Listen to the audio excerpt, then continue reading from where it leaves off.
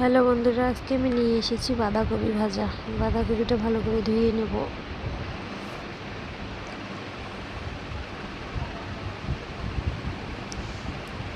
এখানে ধুয়ে নিচ্ছি ভালো করে। তারপর কড়াইয়ে তেল দিয়ে পাঁচফোড়ন জিরা দেব, তারপরে পেঁয়াজ কুচি কাঁচা লঙ্কা দিলাম, একটু ভেজে নিয়ে বাঁধাকপিটা দিয়ে দিলাম। তারপরে হলুদ গুঁড়ো, লবণ, জিরা গুঁড়ো দিয়ে ভালো করে নাড়াচাড়া করে ঢেকে দিলাম। ঢাকনা তুললাম, পানি বাইর হয়েছে, পানিটা শুকানোর জন্য আরও ঢাকা দেব। শুকিয়ে আসলে পরে ধনেপাতা কুচি দিয়ে একটু ভেজে নেব। আর ঢাকনা দেব না, একটু একটু করে ভেজে নেব।